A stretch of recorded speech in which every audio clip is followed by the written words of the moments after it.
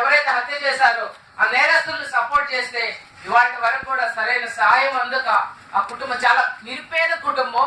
ఆ అబ్బాయి భార్య సర్పంచ్. ఇవాళ ఎంత దారుణమైన పరిస్థితులు ఆ కుటుంబం, అంటే బ్రెడ్ అన్నర్ లేక పిల్లలు చదువుకుంటుంటే చదువాగిపోయి భార్య బయట సర్పంచ్ కనుక బయటికి వెళ్ళి పని చేయలేక చాలా దుర్భరమైన దారిద్ర్యం అనుభవిస్తున్న పరిస్థితి ఇవాళ ఉందంటే దానికి కారణం అధికారులు కాదా అని చెప్పి నేను మిమ్మల్ని అడుగుతా ఉన్నాను. కలెక్టర్లే కనుక సరైన విధంగా స్పందించి ఉంటే ఎవరైతే నేరస్తులు ఉన్నారో ఇమీడియట్ గా వాళ్ళని శిక్షించి, అలాగే ఏవైతే ప్రభుత్వం నుంచి వాళ్ళకి రావాల్సిన బెనిఫిట్స్ ఉన్నాయో సకాలంలో ఇచ్చి ఉంటే కనుక ఆ కుటుంబం ఇవాళ అంత దారిద్ర్యాన్ని అనుభవించడానికి. అంటే ఈ విధంగా ఒక పథకం ప్రకారం సమాచార హక్కు కార్యకర్తల మీద కూడా దాడులు జరుగుతూ ఉన్నాయి. ఈ దాడులను అరికట్టడానికి వచ్చిందే 333086 అనే ఒక జీవో. కానీ దాన్ని జిల్లాలో ఒక కమిటీగా వేయడానికి ఇబ్బంది పడుతున్నారు. ఆ కమిటీలో ఒక ఎస్పీ ఉంటాడు, ఒక కలెక్టర్ ఉంటాడు, ఒక డిఆర్ఓ ఉంటాడు, ఇంకా జిల్లా అధికారులు ఉంటారు, ఇద్దరు అడ్వకేట్స్ ఉంటారు, లేదా ఇద్దరు కార్యకర్తలు ఉంటారు, ఒక జర్నలిస్ట్ ఉంటారు. ఇవంతా అందరినీ కలిపిందే ఒక జీవో, అది ఒక కమిటీ.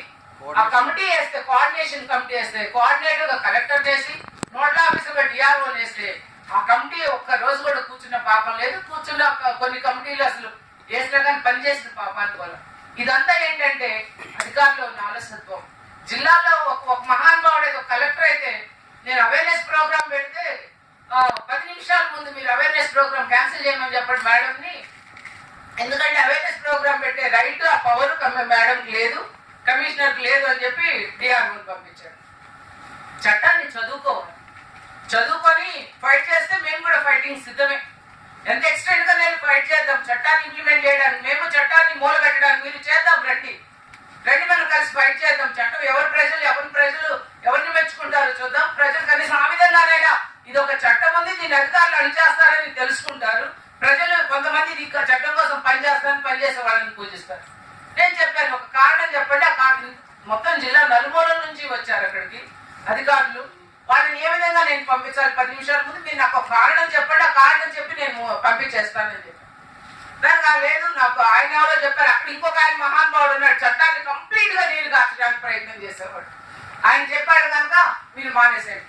నేను మానేయను, నేను ఎవరి ముందు ఎప్పుడు తలంచలేదు, నేను మానేయను. అవసరమైతే నువ్వు వచ్చి కూర్చో, లేకపోతే మానుకో, నేను మాత్రం ప్రజలకు అవేర్నెస్ కలిగించి వెళ్తానని చెప్పి చేస్తే కొంతమంది అధికారులు అక్కడ ఇష్యూ చేసి కాంతీయ కుమార్ ఎక్కడికి వెళ్ళినా పోట్లాడి పెట్టుకుంటుందనో లేదా అధికారులతో తగాదాలు పెట్టుకుంటుందనే ఒక